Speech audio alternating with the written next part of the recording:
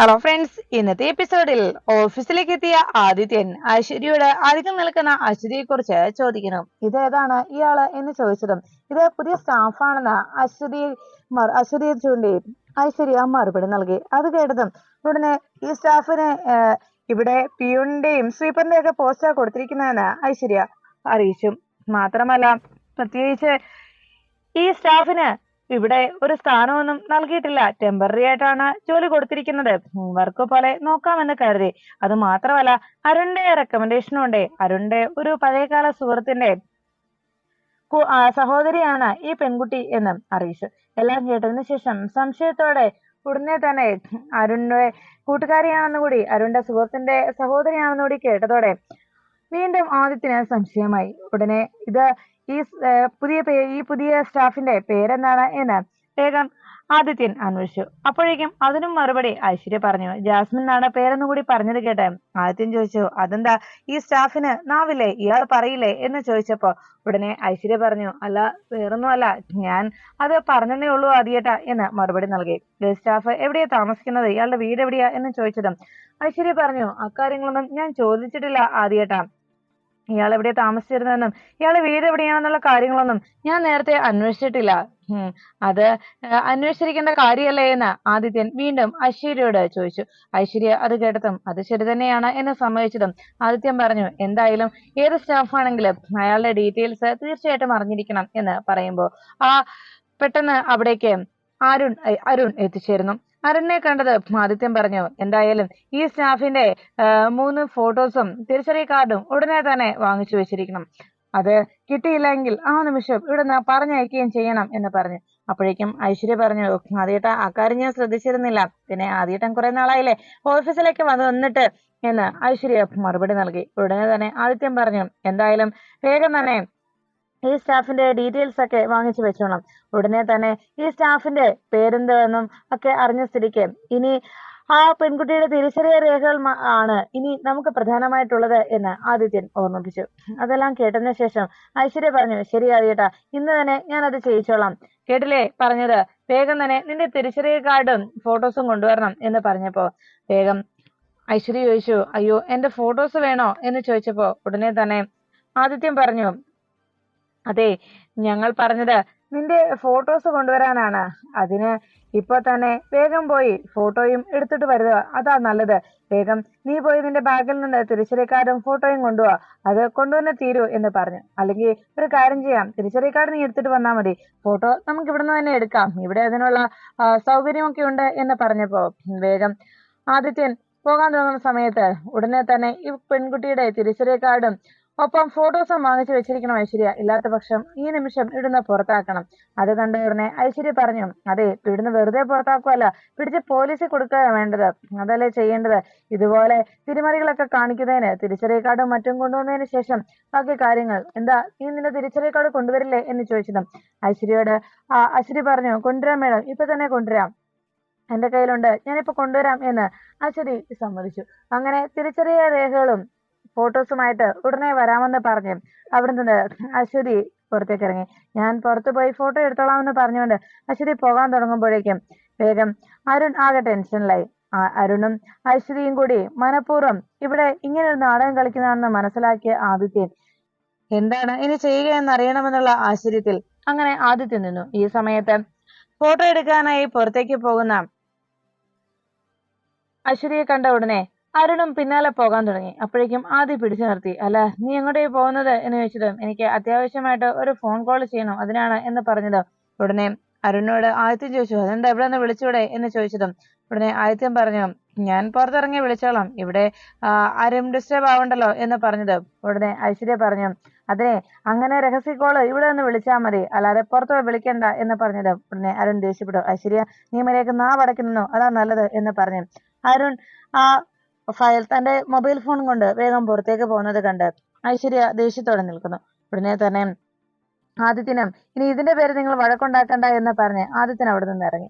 അപ്പോഴാണ് എന്താ എപ്പോഴും ഇങ്ങനെ അരുൺ ജാസ്മിന്റെ പേരിൽ വക്കാലത്ത് പറയുന്നതെന്നൊക്കെ സംശയത്തിൽ ഇങ്ങനെ ഐശ്വര്യ ഇരിക്കുമ്പോൾ അരുൺ പുറത്തേക്ക് ഇറങ്ങി ഉടനെ തന്നെ ശ്യാമയുടെ ഫോണിലേക്ക് വിളിച്ചു. ശ്യാമ കോൾ എടുത്തത് ശ്യാമയെ ആകെ പ്രശ്നമായിട്ടിരിക്കുക. ആദ്യേട്ടന് അഭിരാമിയുടെ പേരിൽ എന്തൊക്കെയോ സംശയമുണ്ടെന്ന് തോന്നുന്നു. അതുകൊണ്ട് ആദ്യേട്ടൻ ഇപ്പോൾ ഓഫീസിൽ വന്നിരുന്നു. ആദ്യേട്ടൻ പറഞ്ഞിരിക്കുന്നത് വേഗം തന്നെ തിരിച്ചറിയൽ കാർഡും ഫോട്ടോസും ആയിട്ട് അശ്വതി വരണമെന്നാണ്.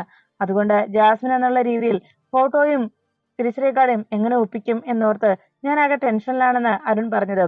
ശ്യാമ പറഞ്ഞു, അരുണേട്ടൻ ടെൻഷൻ ആവണ്ട, ഞാനിപ്പോ നമ്മുടെ ഓഫീസിന്റെ അടുത്തായിട്ട് തന്നെ ഉണ്ട്. ഞാൻ എന്തെങ്കിലും പോംവഴി കാണാം. ഉടനെ ഒരു തിരിച്ചറിയൽ കാർഡും ഫോട്ടോയല്ലേ നമുക്ക് ശരിയാക്കാം എന്ന് പറഞ്ഞത്. ഉടനെ അരുൺ ചോദിച്ചു, അതിപ്പോ എങ്ങനെ ശ്യാമയെ? ശ്യാമ മെഡിസിൻ വാങ്ങിക്കാനായി വന്നതല്ലേ, അപ്പൂന് ഉടനെ കൊണ്ടത് കൊടുക്കണ്ടേ എന്ന് ചോദിച്ചതും ശ്യാമ പറഞ്ഞു, അതെ, അത്യാവശ്യത്തിനുള്ള മെഡിസിൻ ഇപ്പോ അവിടെയുണ്ട്. അതുകൊണ്ട് അത് ഓർത്ത് അരുണേട്ടൻ ടെൻഷൻ ആവണ്ട, ഞാൻ എന്തായാലും വേണ്ട ചെയ്തോളാം എന്ന് പറഞ്ഞ് ഫോൺ വെച്ചു. ഉടനെ അരുൺ ഇനി എന്ത് ചെയ്യുന്ന ഓർത്ത് അവിടെ നിന്ന് പോകുമ്പോ അരുൺ ഫോണിൽ സംസാരിക്കുന്നത് ആദി അപ്പുറത്ത് മാറി നിന്ന് കണ്ടു. അപ്പോ അമ്മ പറഞ്ഞത് വെറുതെ അല്ല, കുടുംബത്തെ പ്രശ്നങ്ങൾ ഉണ്ടാക്കാനായി അശ്വതിയെയും അരുണിനെയും സപ്പോർട്ട് ചെയ്തുകൊണ്ട് നിൽക്കുന്നത്, എല്ലാ ഉദ്ദേശവും ചെയ്തു കൊടുക്കുന്നത് ശ്യാമ തന്നെയാണ് എന്ന് ആദി ഓർത്തു. ഈ സമയത്ത് പുറത്തിറങ്ങിയ അശ്വതി, ദൈവമേ ഇനി ഞാൻ എന്ത് ചെയ്യും? അല്പസമയം കഴിയുമ്പോഴേക്കും എന്നോട് ഫോട്ടോയും തിരിച്ചറിയൽ കാർഡും കൊണ്ട് കൊടുക്കാനായി പറയുമല്ലോ, ഞാൻ ഇനി എന്ത് ചെയ്യും ദൈവമേ എന്ന് ഓർത്ത് ആകെ വിഷമിച്ചിങ്ങനെ അശ്വതി ആ ഓഫീസിൽ നിന്ന് പുറത്തിറങ്ങി നിൽക്കുമ്പോഴാണ് ശ്യാമ അവിടേക്ക് എത്തിയത്. ശ്യാമയെ കണ്ടതും അശ്വതിക്ക് ആശ്വാസമായി. ശ്യാമയെ എന്ന് വിളിച്ചതും വേഗം ശ്യാമ അരികിലേക്ക് ഓടി വന്നു. ശ്യാമ ഇപ്പൊ കണ്ടത് എന്തുകൊണ്ട് ആശ്വാസമായി എന്ന് പറഞ്ഞതും ശ്യാമ വേഗം അശ്വതിയുടെ കയ്യിലേക്ക് തന്റെ കയ്യിലിരുന്ന ആ തിരിച്ചറിയൽ കാർഡും ആ ഫോട്ടോയും കൊടുത്തു. ഇതാണ് ജാസ്മിന്റെ ഫോട്ടോയും തിരിച്ചറിയൽ കാർഡും, ഇത് കാണിച്ചാൽ മതി എന്ന് പറഞ്ഞ് അത് കൊടുത്തതോടെ ഉടനെ ആകെ സംശയത്തിൽ ഐശ്വര്യ, അയ്യോ ഇത് ആരുടെയാ ശ്യാമയെ, ഇത് കൊടുത്താൽ ശരിയാകുമോ എന്ന് ചോദിച്ചതും ശ്യാമ പറഞ്ഞു, അത് പേടിക്കേണ്ട ചേച്ചി, ഇതെന്റെ കൂട്ടുകാരിയുടേതാണ്. പിന്നെ തിരിച്ചറിയൽ ഇങ്ങനെ തിരിമറി നടത്തുന്നത് ശരിയല്ലെന്ന് എനിക്കറിയാം. പക്ഷെ ഇത് ഇങ്ങനെ ഒരു കാര്യത്തിനല്ലേ. അത് മാത്രമല്ല ഒരു കാര്യം കൂടി അശ്വതി ചേച്ചി ഓർത്തു. അശ്വതി ചേച്ചി ഇതൊരിക്കലും ദുരുപയോഗം ചെയ്യില്ല എന്ന് എനിക്കറിയാം. അതുകൊണ്ടാണ് ഇത് ഞാൻ അശ്വതി ചേച്ചിയുടെ കയ്യിൽ ഏൽപ്പിക്കുന്നത്. അപ്പോഴേക്കും അശ്വതി ചോദിച്ചു, എന്റെ ശ്യാമ ഇപ്പൊ ഇല്ലായിരുന്നെങ്കിൽ ഞാൻ എന്ത് ചെയ്തേനെ? ഒത്തിരി നന്ദിയുണ്ട്. അപ്പോഴേക്കും ശ്യാമ പറഞ്ഞു, അയ്യോ ചേച്ചി എന്തിനാ എന്നോട് നന്ദി പറയുന്നത്? അതിന്റെ കാര്യമൊന്നും വേണ്ട, അങ്ങനെ നന്ദി പറയേണ്ട കാര്യമൊന്നും ഇല്ല എന്റെ അശ്വതി ചേച്ചി എന്ന് പറയുമ്പോ വീണ്ടും അശ്വതി പറഞ്ഞു, അല്ല, ഞാൻ ഈ ഫോട്ടോയും തിരിച്ചറിയൽ കാർഡും കൂടെ കാണിക്കുമ്പോൾ ഇനിയും ഐശ്വര്യക്ക് എങ്ങനെ സംശയം തോന്നിയാൽ എന്റെ മുഖം കാണണമെന്നൊക്കെ പറഞ്ഞാൽ എന്ത് ചെയ്യും എന്ന് ചോദിച്ചു. അപ്പോഴേക്കും ശ്യാമ പെട്ടെന്ന് പറഞ്ഞു, അതെ, വേഗം ഇത് കൊണ്ടേ കൊടുക്ക.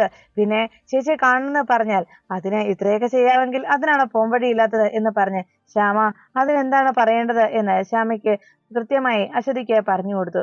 അതല്ല, ഞാൻ പറഞ്ഞതുപോലെ തന്നെ ചെയ്യണം കേട്ടോ ചേച്ചി എന്ന് പറഞ്ഞ് അശ്വതിയെ വേഗം പറഞ്ഞു വെച്ചു. പാവം അശ്വതി ചേച്ചി എന്ന് ഓർത്ത് ആകെ അശ്വതിയുടെ സഹതാപം തോന്നി ശ്യാമ അങ്ങനെ നിൽക്കുമ്പോൾ ഐശ്വര്യ ജാസ്മിൻ തന്റെ തിരിച്ചറിയൽ കാർഡും ഫോട്ടോയുമായി വരാത്തതിലെ അങ്ങനെ നിൽക്കുന്നു. അപ്പോഴാണ് ആദി അവിടേക്ക് എത്തിയത്.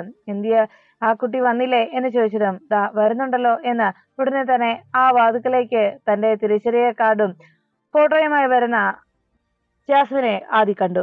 ഉടനെ തന്നെ അതുമായിട്ട് വേഗം തന്നെ ജാസ്മിൻ അകത്തേക്ക് കയറി. ഇതാണ് മേഡം എന്റെ തിരിച്ചറിയൽ കാർഡും ഫോട്ടോയും എന്ന് പറഞ്ഞു അത് വേഗം ഐശ്വര്യയുടെ കയ്യിൽ ഏൽപ്പിച്ചു. ഐശ്വര്യ അത് നോക്കിയിട്ട് ഉടനെ തന്നെ അശ്വതിയെ ഒന്ന് അടിമുടി നോക്കി. അതിനുശേഷം അത് ജാസ്മിന്റെ ഫോട്ടോയും തിരിച്ചറിയൽ കാർഡുമാണെന്ന് വിശ്വസിക്കാനാകാതെ വേഗം അത് ആദിയുടെ കയ്യിലേക്ക് ഏൽപ്പിച്ചു. ആദിയെ നോക്കിയിട്ട് ചോദിച്ചു, ഇത് ആരുടേതാണ് ഇത് എന്ന് ചോദിച്ചതും ഉടനെ ജാസ്മിൻ പറഞ്ഞു, അത് എന്റേതാണ് സർ എന്ന് പറഞ്ഞത്. അല്ല, ഇത് ആരൊപ്പിച്ചു തന്നു എന്ന് വീണ്ടും അന്വേഷിച്ചു. അപ്പോഴേക്കും ജാസ്മിൻ പറഞ്ഞു, ഇത് എന്റെ കയ്യിലുണ്ടായിരുന്നല്ലോ സർ, അതുകൊണ്ടല്ലേ കൊണ്ടുവന്നത് എന്ന് പറഞ്ഞു. അല്ല, അപ്പോ ഇത് തന്റെ തന്നെയാണെന്നോ അല്ലെ പറയുന്നത്? ഇതെല്ലാം കേട്ടുകൊണ്ട് വാതുക്കലേക്ക് അരുണും എത്തി. ഉടനെ അരുൺ അകത്തേക്ക് കയറാതെ ആദ്യം എന്താ പറയുന്നതെന്ന് അറിയാനായിട്ട് വീണ്ടും കാത്തുനിന്നു. അപ്പോഴേക്കും ഐശ്വര്യയോട് ആദ്യം പറഞ്ഞു, അതെ, ഈ കുട്ടി തന്നെയാണോ, ഈ ഫോട്ടോയിൽ കാണുന്ന ആള് തന്നെയാണോ ഇത് എന്ന് വേഗം ഉറപ്പ് വരുത്താനായിട്ട് ഈ പെൺകുട്ടി ഇയാള് തന്നെയാണോ എന്ന് നോക്കിക്ക ഐശ്വര്യ എന്ന് പറഞ്ഞു. അപ്പോഴേക്കും ഐശ്വര്യ വേഗം എഴുന്നേറ്റിട്ട് ഐശ്വര്യയോട് പറഞ്ഞു, ജാസ്മിൻ വന്നേ, ഞാൻ നോക്കട്ടെ, ഇത് താൻ തന്നെയാണോ, അല്ലെങ്കിൽ വേറെന്തിനാ എവിടേക്ക് ഇങ്ങനെ പോകുന്നത്? ഇവിടെ തന്നെ നിന്നാ മതിയല്ലോ, തന്റെ ഈ മുഖത്തെ ഇതൊന്നും പൊക്കിയാ മതി, അത് മാത്രം ചെയ്താൽ മതിയല്ലോ എന്ന് പറഞ്ഞത്. ഉടനെ ഐശ്വര്യ ചെയ്യാനായി മടി കാണിച്ചു. ഉടനെ തന്നെ ഐശ്വര്യ ചോദിച്ചു, പറഞ്ഞു കേട്ടില്ലേ? അപ്പോഴേക്കും ഐശ്വര്യ പറഞ്ഞു, അത് പറ്റില്ല മേഡം. ഉടനെ ഐശ്വര്യ ചോദിച്ചു, അതെന്താ? അത് പിന്നെ മേഡം, എന്റെ മുഖത്ത് ഈയിടെ ചെറിയ രീതിയിൽ പൊള്ളിയിരുന്നു, പൊള്ളല് വന്ന് എന്റെ മുഖം ആകെ വികൃതമായി, അതുകൊണ്ടാണ് എന്ന് പറഞ്ഞത്. ഉടനെ ഐശ്വര്യ പറഞ്ഞു, നീ കള്ളം പറയരുത്. അപ്പോഴേക്കും ആദിയെ നോക്കി എന്നിട്ട് പറഞ്ഞു, ഇല്ല മേഡം, ഞാൻ അങ്ങനെ ഒരിക്കലും കള്ളം പറയില്ല. ഞാൻ ഇങ്ങനെ ഒരു പെൺകുട്ടിയെ സംബന്ധിച്ച് ഒരു സ്ത്രീയെ സംബന്ധിച്ച് അവളുടെ മുഖസൗന്ദര്യം എന്ന് പറയുന്നത് അവളെ സംബന്ധിച്ച് പ്രധാനമല്ലേ? അത് വെറുതെ അവളുടെ മുഖത്ത് വികൃതമായെന്നൊക്കെ ആരെങ്കിലും പറയുമോ മേഡം? മേഡം തന്നെ ഒന്ന് ആലോചിച്ച് നോക്കിയേ. മേഡം ഒരു സ്ത്രീയല്ലേ? മേഡത്തെ കാണാനും നല്ല സൗന്ദര്യമുണ്ട്, സുന്ദരിയുമാണ്. അതുകൊണ്ട് തന്നെ മേഡത്തിന്റെ സൗന്ദര്യം പോയെന്നും മുഖം വികൃതമായെന്നും ആരോടെങ്കിലും കള്ളം പറയുമോ എന്ന് ചോദിച്ചത്. ഉടനെ ഐശ്വര്യ പറഞ്ഞു, ഓ അത് ശരി, അങ്ങനെയാണല്ലേ. എന്റെ വികൃതമായ മുഖം കണ്ട് ആരും പേടിക്കണ്ട എന്ന് കരുതി, അതുകൊണ്ടാ മേഡം എന്ന് അശ്വതി പറയുമ്പോൾ ആദിത്യം പറഞ്ഞു, അതിന് ഞങ്ങൾക്ക് ആർക്കും പേടിയൊന്നുമില്ല എന്ന് അശ്വതി വേഗം അശ്വതിയുടെ വേഗം ദേഷ്യത്തോടെ ആദി അറിയിച്ചു. ഇതെല്ലാം കേട്ട് കഴിയുമ്പോഴേക്കും ഐശ്വര്യയോട് വേഗം നോക്ക ഐശ്വര്യ എന്ന് ആദിത്യൻ അറിയിച്ചു. ഇതെല്ലാം കേട്ട ഉടനെ ഐശ്വര്യയോട് അശ്വതി പറഞ്ഞു, മേഡത്തിന് എന്റെ മാനസികാവസ്ഥ മനസ്സിലാക്കില്ലേ? ഒരു പെൺകുട്ടിയെ ഇതുപോലെ ഒരു ആണിന് കാര്യം പറഞ്ഞാൽ ഒരിക്കലും മനസ്സിലാവില്ല. പക്ഷെ ഒരു പെണ്ണിന് ആ കാര്യം തിരിച്ചറിയാൻ കഴിയില്ലേ? ചികിത്സിച്ച എന്റെ ഡോക്ടറാണ് എന്നോട് ഇങ്ങനൊരു കാര്യം പറഞ്ഞു തന്നത്. സത്യത്തിൽ ഞാൻ കുറെ നാളത്തേക്ക് ആ ഒരു ആക്സിഡന്റിന് ശേഷം ഞാൻ ആകെ മെന്റൽ ഡിപ്രഷനിലായിരുന്നു എന്ന് എല്ലാം അശ്വതി അറിയിച്ചു. ഇതെല്ലാം കേട്ട് കഴിയുമ്പോഴേക്കും ഉടനെ ആദിത്യനോട് അശ്വതി ഇങ്ങനെയെല്ലാം പറയുമ്പോ ആദിത്യൻ ചോദിച്ചു, അത് ശരി, അപ്പോ തന്നെ ഇങ്ങോട്ട് പറഞ്ഞയച്ചയാള് ഇതെല്ലാം പറഞ്ഞു തന്നിട്ടാ പറഞ്ഞയച്ചിരിക്കുന്നതല്ലേ എന്ന് ചോദിച്ചപ്പോ ഉടനെ ഐശ്വര്യ പറഞ്ഞു, ആദിയേട്ടാ വേണ്ട, ഒരു പെൺകുട്ടിയെ സംബന്ധിച്ച് ഒരിക്കലും അവളുടെ മുഖം വികൃതമാണെന്നൊന്നും ഒരിക്കലും പറയത്തില്ല. അത് ആദിയേട്ടന് മനസ്സിലാവില്ല, എനിക്ക് മനസ്സിലാക്കാൻ കഴിയും. വേണ്ട ആദിയേട്ടാ, വിട്ടേക്ക് എന്ന് പറഞ്ഞു. അപ്പോഴേക്കും ഉടനെ ഐശ്വര്യ ആലോചിച്ചു, അപ്പോ അരുൺ ഇക്കാര്യം അറിഞ്ഞാൽ അരുൺ പിന്നെ ഇവളെ ഒന്ന് നോക്കാൻ പോലും കൂട്ടാക്കില്ല. ഇക്കാര്യം ഞാൻ നേരത്തെ അറിഞ്ഞില്ലല്ലോ. എല്ലാം നല്ലതിനാ. ഇങ്ങനെ ഒരു കാര്യം കൂടി ആയ സ്ത്രീക്ക് അരുണിനെ കുറിച്ചോർത്ത് ഞാൻ പേടിക്കേണ്ടതില്ലല്ലോ. എന്റെ ഭാഗ്യം എന്നെല്ലാം ഐശ്വര്യ മനസ്സിലങ്ങനെ ചിന്തിച്ചു. അപ്പോഴേക്കും ആദിത്യം പറഞ്ഞു, ഐശ്വര്യ ഇത് ശരിയാവില്ല ഐശ്വര്യ, ഇവൾ വെറുതെ എന്ന് പറയുമ്പോ ആദിയോട് ഐശ്വര്യ പറഞ്ഞു, അല്ല ആദിയേട്ടാ, ഇതൊക്കെ സത്യം തന്നെയായിരിക്കും. ഒരിക്കലും ഒരു പെൺകുട്ടിയും അവളുടെ സൗന്ദര്യത്തിൽ ഇങ്ങനെ കളവ് പറയില്ല. ആദിയേട്ടൻ ഇനിയെങ്കിലും ഒന്ന് വിശ്വസിക്ക്, സാരമില്ല ആദിയേട്ടാ എന്ന് പറഞ്ഞു ആദിയുടെ അരികിൽ നിന്ന് ഐശ്വര്യയെ രക്ഷപ്പെടുത്തുന്നു ഐശ്വര്യ. അതുകൊണ്ട് ജാസ്മിൻ പൊക്കോ എന്ന് പറഞ്ഞ് അവിടുന്ന് ജാസ്മിനെ പറഞ്ഞു വെച്ചതിന് ശേഷം ഐശ്വര്യയും ആ ക്യാബിനിൽ നിന്ന് ഇറങ്ങി. ഇതെല്ലാം കണ്ടതിന് ശേഷം ആദിക്ക് ആകെ സംശയമായി. ഇതിന്റെ എല്ലാത്തിനും പിന്നിൽ ആ ശ്യാമയും കൂടിയുണ്ട്. ശ്യാമ ഇതിനെല്ലാം ഒത്താശ ചെയ്തു കൊടുക്കുന്നത് അമ്മ പറഞ്ഞത് ശരി തന്നെയാണ്. ഇതെല്ലാം ഞാൻ ഇന്നത്തോടെ അവസാനിപ്പിക്കും എന്ന് ആദിത്യ മനസ്സിലങ്ങനെ തീരുമാനിക്കുമ്പോ പുറത്ത് അരുണിന്റെയും ശ്യാമയുടെ അരികിലേക്ക് അശ്വതി എത്തി. തൽക്കാലത്തേക്ക് ഞാൻ രക്ഷപ്പെട്ടു ശ്യാമ പറഞ്ഞ പോലെ ഞാൻ പറഞ്ഞു, അതുകൊണ്ടാണ് ഞാൻ രക്ഷപ്പെട്ടത് എന്ന് പറയുമ്പോ ഉടനെ അരുൺ പറഞ്ഞു, ശ്യാമയെ പലപ്പോഴും കണ്ണന്റെ ലീലാവിലാസങ്ങൾ ഭഗവാന്റെ ലീലകൾ എന്നൊക്കെ പറഞ്ഞു കേട്ടിട്ടില്ലേ? ഇപ്പോ ശ്യാമയുടെ ലീലകളും കാണാൻ കഴിഞ്ഞു. എന്തായാലും ശ്യാമ ദൈവതുല്യനായിട്ടാണ് ഇപ്പോ ഈ സമയത്ത് ഞങ്ങൾക്ക് മുന്നിൽ പ്രത്യക്ഷപ്പെട്ടത്. എന്തായാലും ഞങ്ങളെ രക്ഷിക്കാൻ ശ്യാമ ഓടിയെത്തിയല്ലോ, ഒത്തിരി നന്ദിയുണ്ട് ശ്യാമ എന്ന് അരുൺ ശ്യാമയോട് നന്ദി അറിയിച്ചു. അരുണും ശ്യാമയും കൂടി ഐശ്വര്യക്കൊപ്പം സംസാരിച്ചു നിൽക്കുന്നത് ആദി അപ്പുറത്ത് നിന്ന് കാണാനിടയായി. അപ്പോ അമ്മയുടെ ധാരണയൊക്കെ ശരി തന്നെയായിരുന്നു. ശ്യാമ ഇതിനെല്ലാത്തിനും ഒത്താശ ചെയ്യുകയായിരുന്നു അല്ലെ എന്നെല്ലാം അരുണും അശ്വതിയും ഒപ്പം ശ്യാമയും കൂടി സംസാരിച്ചുകൊണ്ട് നിൽക്കുന്നത് കണ്ട അരുൺ മനസ്സിൽ അങ്ങനെ ഉറപ്പിച്ചു. അതിനുശേഷം ക്യാബിനിലേക്ക് എത്തിയ അരുൺ ആകെ ടെൻഷൻ അടിച്ച് നിൽക്കുന്നത് കണ്ട് അരുണിന്റെ അരികിലേക്ക് ആദിത്യനെത്തി. അരുൺ എന്ന് വിളിച്ചതും വേഗം തന്നെ ആദിയെ മറികടന്ന് അരുൺ പോകാൻ തുടങ്ങുമ്പോ അരുണിനെ ആദിയോട് പിടിച്ചു നിർത്തി. നിന്നെ ഇവിടെ നിൽക്കുന്ന ആ ജാസ്മിൻ എന്ന് പറഞ്ഞ പെൺകുട്ടി അശ്വതിയാണല്ലേ എന്ന് ചോദിച്ചതും ഉടനെ അരുൺ ചോദിച്ചു, മനസ്സിലായില്ല, നീ നിന്റെ കാമുകിയാണല്ലേ ഇവിടെ നിർത്തിയിരിക്കുന്നത് എന്ന് വീണ്ടും ചോദിച്ചു. അപ്പോഴേക്കും അരുൺ പറഞ്ഞു, അല്ല ആദ്യം എന്തൊക്കെയാ പറയുന്നത്, എനിക്കൊന്നും മനസ്സിലാകാത്തോണ്ടാ ചോദിച്ചത്, ഏത് കാമുകിയുടെ കാര്യം പറയുന്നത്? ഉടനെ അരുണിനോട് ആദിത്യം പറഞ്ഞു, നിന്റെ കാമുകി എന്ന് പറഞ്ഞാൽ അശ്വതിയും അഭിരാമി മാത്രമല്ലേ ഉള്ളൂ, അല്ലാതെ ഇനി വേറെ വല്ല കാമുകിയുണ്ടോ നിനക്ക് എന്ന് ആദി അന്വേഷിച്ചു. അത് കേട്ടതും അരുൺ ദേഷ്യത്തോടെ ആദിയെ നോക്കി, നീ മനഃപൂർവ്വം ആ ശ്യാമയുടെ എല്ലാം സഹായത്തോടെ ഇവിടെ അശ്വതിയെ കൊണ്ടു നിർത്തിയിരിക്കുകയാണെന്നുള്ള കാര്യം എനിക്കറിയാം. ഒരു കാര്യം ഞാൻ പറയാം, നീ ഈ നാട്ടുകാരെല്ലാം കാണുകയെ കഴുത്തിൽ താലി കെട്ടി കൊണ്ടുവന്നതാണ് ഐശ്വര്യയെ. ആ ഐശ്വര്യയുടെ ജീവിതം വെച്ചാ നീ ഇപ്പൊ കളിച്ചുകൊണ്ടിരിക്കുന്നെന്ന് പറഞ്ഞത്. ഉടനെ അരുൺ പറഞ്ഞു, ആദിയേട്ടാ, ആദ്യം എന്തൊക്കെയാ പറയുന്നത്? അപ്പോ എന്റെയും അശ്വതിയുടെയും ജീവിതം ഒന്നും ആയിരുന്നില്ലല്ലേ എന്ന് ചോദിച്ചതും അരുണിനോട് ഉടനെ ആദി പറഞ്ഞു, എന്റെ അനുജൻ എന്ന നിലയ്ക്ക് നിന്റെ ജീവിതം തകരാതിരിക്കാൻ വേണ്ടിയാണ്, നിന്നോടുള്ള സ്നേഹം കൊണ്ടാണ് എന്ന് ആദി പറയുമ്പോ ഉടനെ അരുൺ ചോദിച്ചു, സ്നേഹം കൊണ്ട് അല്ലെ, എന്നോടുള്ള സ്നേഹം കൊണ്ട് എന്നിട്ടാണല്ലോ ഇങ്ങനെയെല്ലാം ചെയ്തു കൂട്ടിയതല്ലേ എന്ന് ചോദിച്ചതും ആദി ചോദിച്ചു, ചെയ്തു കൂട്ടിയെന്നോ, നീ എന്തൊക്കെയായിരുന്നു ഈ പറയുന്നത് എന്ന് ചോദിച്ചതും, വേണ്ടേട്ടാ, എന്നെ കൊണ്ടൊന്നും പറയിപ്പിക്കരുത്, എന്റെ എന്നോടുള്ള സ്നേഹം കൊണ്ടാണല്ലോ ഏട്ടൻ ഇങ്ങനെയെല്ലാം കാണിച്ചു കൂട്ടിയത്. അമ്മയുടെ കൂടെ നിന്നുകൊണ്ട് ഏട്ടൻ എന്നെയും എന്റെ അഭിരാമിയും തമ്മിൽ അകറ്റിയത് ഏട്ടനല്ലേ? ഏട്ടന് അത്രയും സ്നേഹം എന്നോടുണ്ടായിരുന്നെങ്കിൽ അങ്ങനെ ഒരിക്കലും ഏട്ടൻ ചെയ്യാൻ പാടില്ലായിരുന്നു. ഏട്ടൻ അങ്ങനെ ചെയ്യുകയും ഉണ്ടായിരുന്നില്ല. എന്തായാലും ഒരു കാര്യം ഞാൻ പറയാം. ഇപ്പോ ഐശ്വര്യ മനസ്സിലാക്കിയിരിക്കുന്നത് അശ്വതി ഏട്ടന്റെ കാമുകിയാണെന്നും ശ്രീകുട്ടി ഏട്ടന്റെയും അശ്വതിയുടെയും കുഞ്ഞാണെന്നുമാണ്. ആ ധാരണ അങ്ങനെ തന്നെ നിൽക്കട്ടെ. അതിനെ മാറ്റാനായി ശ്രമിച്ചാലുണ്ടല്ലോ ഏട്ടാ, പിന്നെ ഏട്ടൻ കാണാൻ പോകുന്നത് ഈ അരുണിനെ ആവില്ല. ഏട്ടനോട് ഇപ്പോഴും എനിക്ക് ആ സ്നേഹവും ബഹുമാനവും നിലനിൽക്കുന്നത് എന്റെ ഉള്ളിന്റെ ഉള്ളിൽ ഏട്ടൻ എന്നുള്ള ഒരു സ്നേഹം ഇപ്പോഴും ഉള്ളത് കൊണ്ടാണ്. അല്ലായിരുന്നെങ്കിൽ ഇത്രത്തോളം ഒക്കെ ദ്രോഹം എന്നോട് കാണിച്ച നിങ്ങളോട് ഇങ്ങനെ ആയിരിക്കില്ല ഞാൻ പ്രതികരിക്കുക. ഇത്രയൊക്കെ എന്റെ ജീവിതം തകർത്തില്ലേ? ഇനി കൂടുതലായിട്ടും എന്നെ കൊണ്ടൊന്നും പറയിപ്പിക്കരുത്. ഇനിയും അഭിരാമിയുടെ പിന്നാലെ നടന്ന് ഏട്ടൻ എന്തെങ്കിലും പ്രശ്നം ഉണ്ടാക്കിയാലുണ്ടല്ലോ, ഇനി ഏട്ടൻ ഈ ഓഫീസിൽ വന്ന് അഭിരാമി ഏതെങ്കിലും രീതിയിൽ ബുദ്ധിമുട്ടിച്ചാൽ അരുണിന്റെ പ്രതികരണം ഇങ്ങനെ ആയിരിക്കില്ല. അത് പറഞ്ഞേക്കാം എന്ന് പറഞ്ഞ് ആദിയെ താക്കീത് ചെയ്ത് അവിടെ നിന്ന് അരുൺ പോകുന്നു. ആദി ആകെ വിഷമത്തോടെ ആകെ തകർന്നങ്ങനെ നിൽക്കുമ്പോൾ അതിനുശേഷം ആദി ഉടനെ തന്നെ അഖിലിനെയും ശ്യാമയും കാണുവാനായി തീരുമാനിച്ചു. അഖിലും ശ്യാമയും വഴിയിൽ കാത്തു നിൽക്കുകയും, അല്ല ആദിയേട്ടൻ എന്തിനാ ഇങ്ങോട്ട് വരാൻ പറഞ്ഞെന്നെല്ലാം പറഞ്ഞോ എന്ന് ശ്യാമയോട് ചോദിച്ചു.